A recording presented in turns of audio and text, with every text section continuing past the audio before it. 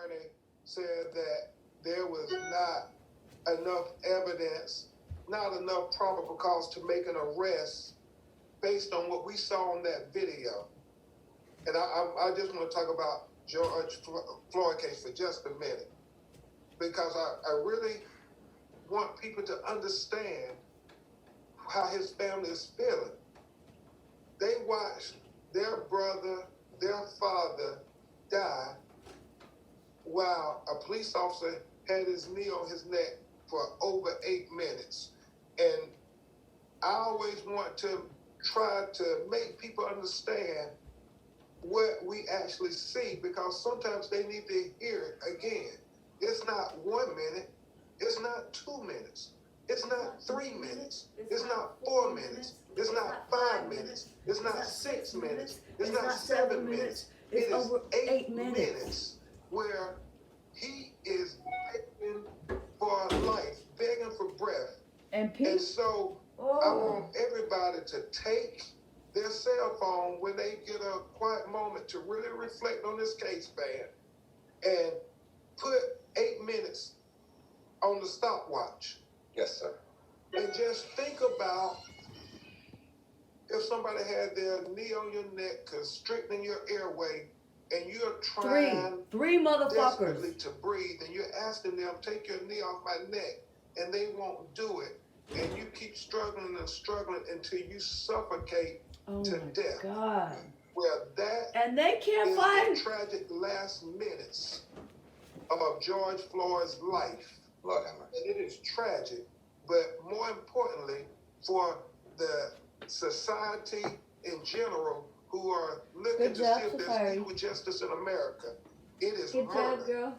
And so we are asking for you to continue to pray for the family, and we're asking you to join us in the demand that Minnesota Attorney General Keith Ellison takes over. Good job. Arrested is like an insult to this family. And Vice President Biden spoke to this family, and he said what we all believe.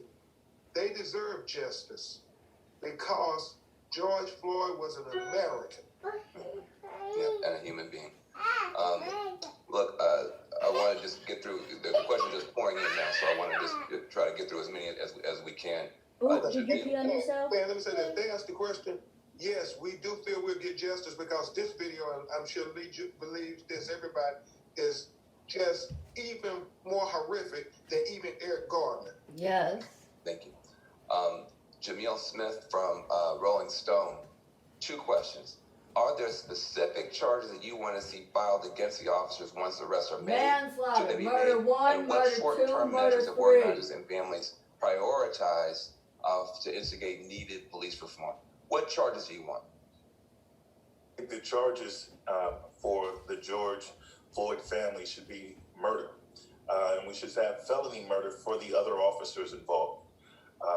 We saw this play itself out in Ahmaud Arbery's case with the initial 2 arrests. There was a man recording the behavior of 2 men, and there was 1 shooter.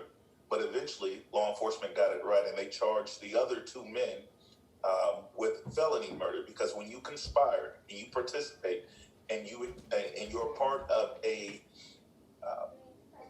group of people who commit a crime, you will be held responsible for the murder that takes place. And that's true in the Black community.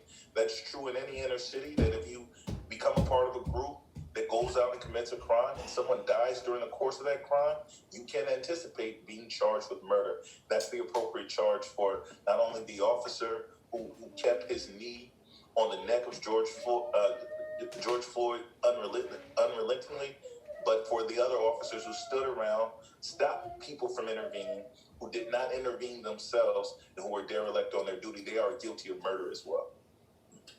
And you have been listening to the attorneys representing the family of George Floyd. These attorneys also represent the family of Ahmaud Arbery. He's a Black man who was killed in Georgia in February, and Breonna Taylor, a Black woman in Kentucky who was fatally shot inside her home in March by police officers. These men saying that we've all been dealing with the coronavirus and the COVID-19 pandemic, and this is a nationwide thing that everyone's talking about. They're saying, listen, there's a national pandemic happening also, and it has to deal with racism and discrimination. And they say that it's been going on for way too long, and this Yeah, is I something can't even get that my cannot dad be to fixed acknowledge state by it. state, but needs to be addressed. My on a national situation level. got very expensive too. Well, blacks kill whites. When these types of incidents happen, that's what one of the things that they're calling for here this morning. Again, watching that live and unfolding, they chose to deliberately, emphatically use the word like pandemic, but also even crisis, and made it a point to point out that's a choice that they're making intentionally to use that word crisis when talking about black and brown deaths at the hands of law enforcement all across the United States. And if you'd like to keep watching that press conference that they're happening right now, it is live streaming online.